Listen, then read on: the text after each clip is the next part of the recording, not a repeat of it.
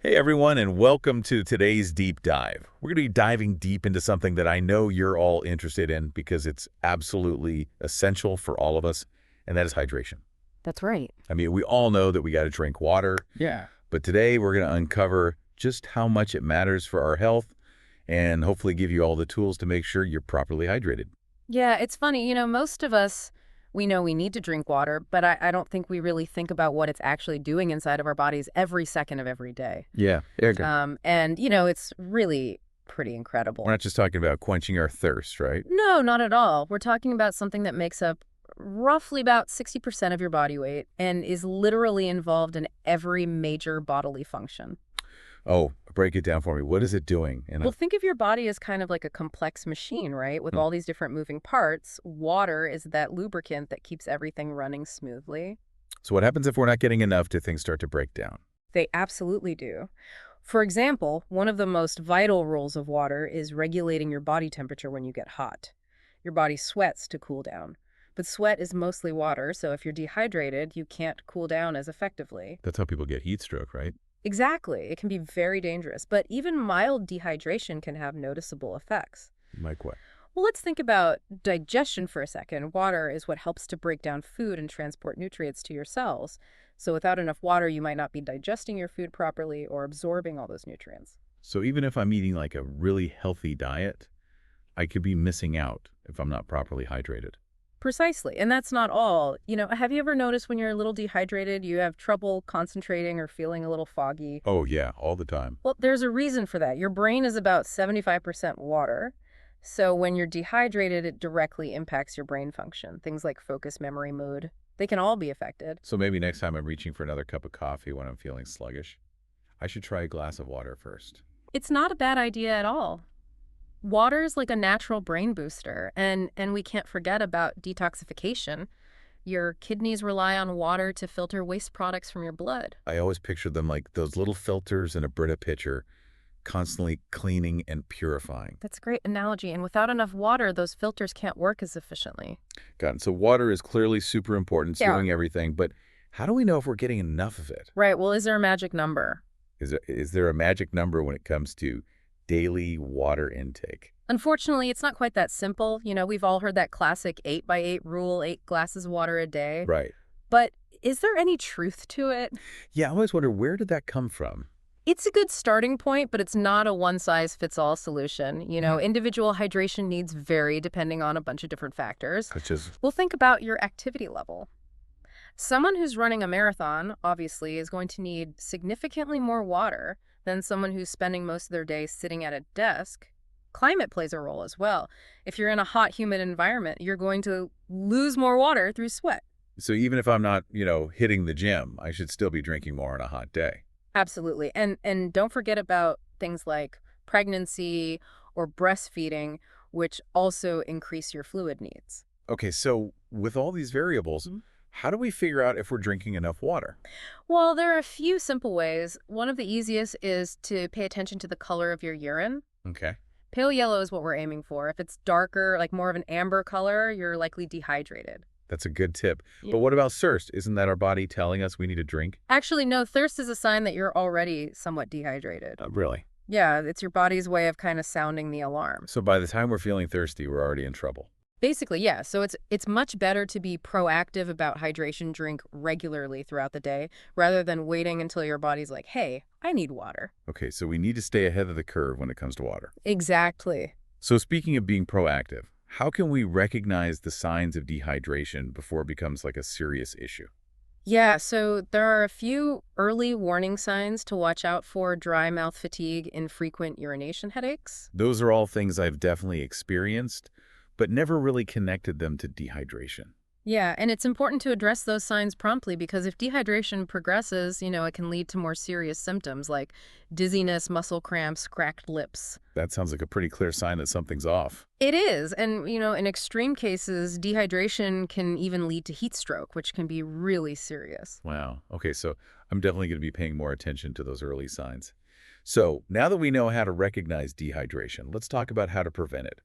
What are some practical tips for staying hydrated throughout the day? Well, one of the simplest and most effective strategies is to carry a reusable water bottle with you everywhere you go.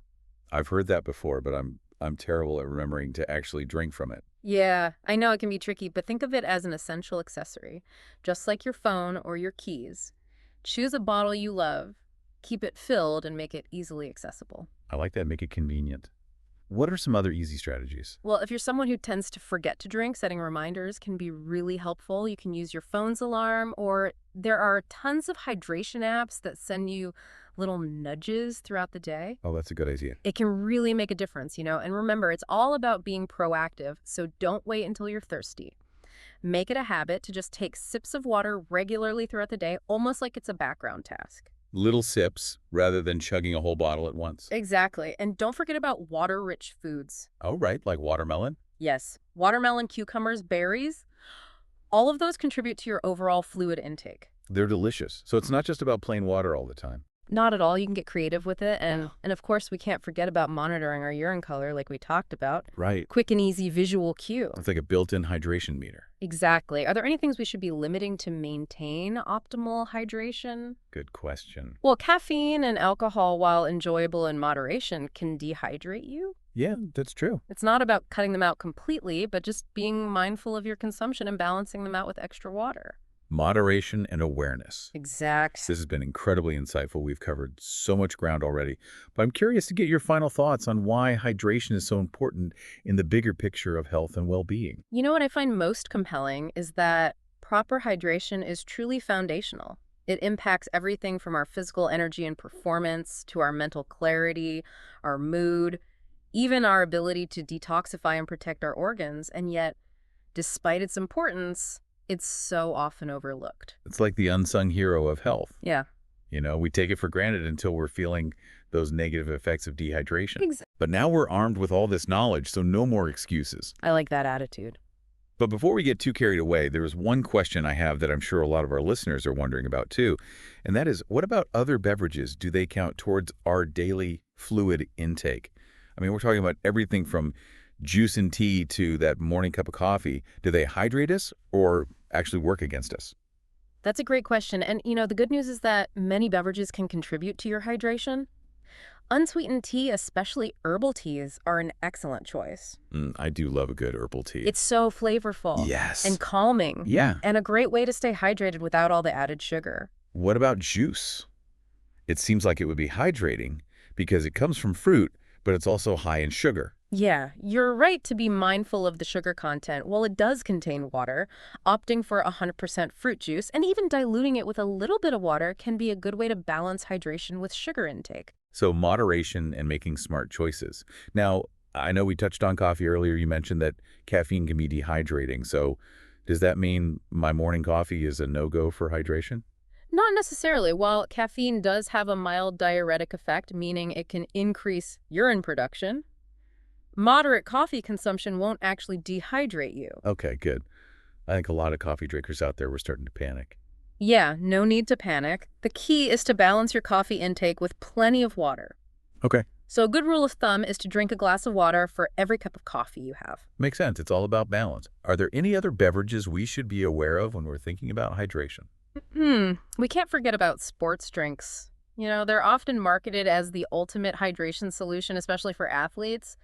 But are they really necessary for the average person? Yeah, I always just assumed they were essential for after a workout, but maybe that's just clever marketing. It might be, while sports drinks can be beneficial during prolonged, intense exercise where you're sweating heavily and losing electrolytes, they're usually overkill for a moderate workout.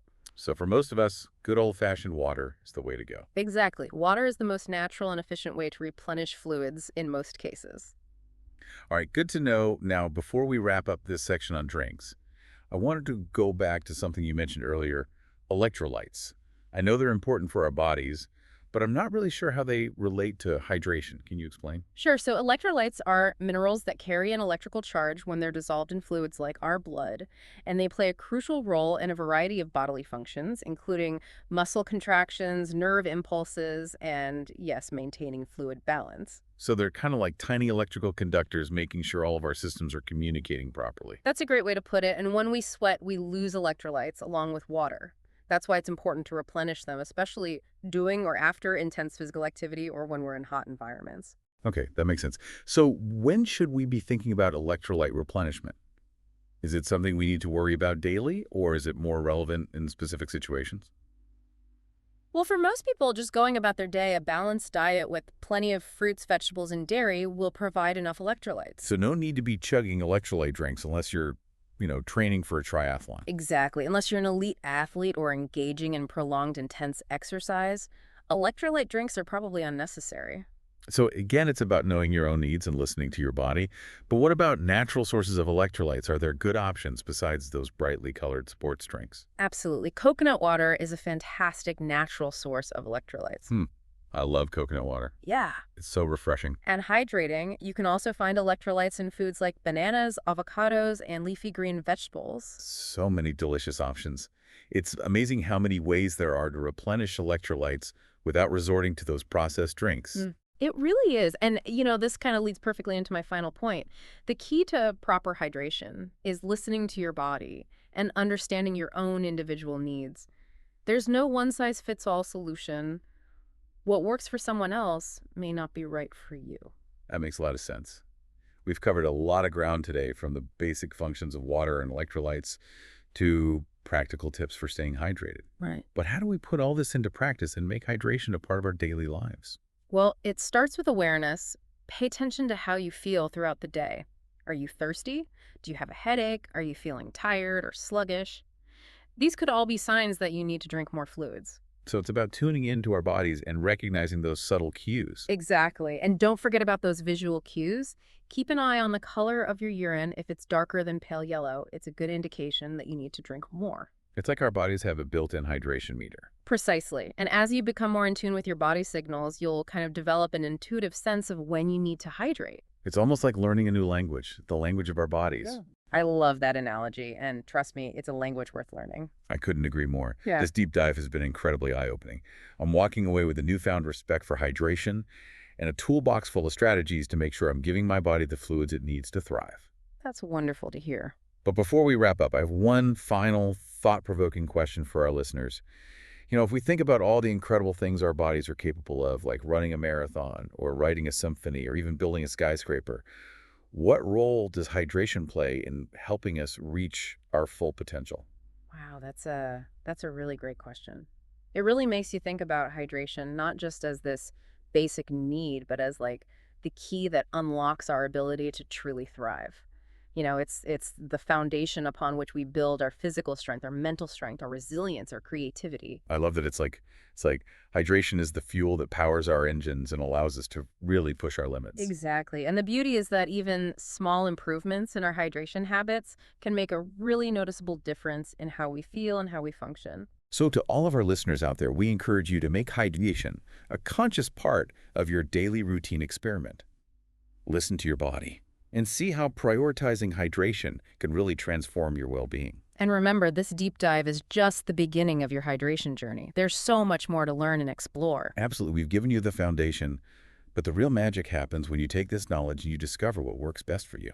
It's all about finding that sweet spot where you feel your best, energized, focused, and ready to take on whatever challenges come your way. Well said. This has been an incredible deep dive. I know I'm walking away with a renewed appreciation for the power of hydration and a commitment to making it a top priority. As am I. A huge thank you to all of you for joining us on this journey of discovery. We'll see you next time for another deep dive into a fascinating topic. Until then, stay curious, stay hydrated, and keep exploring.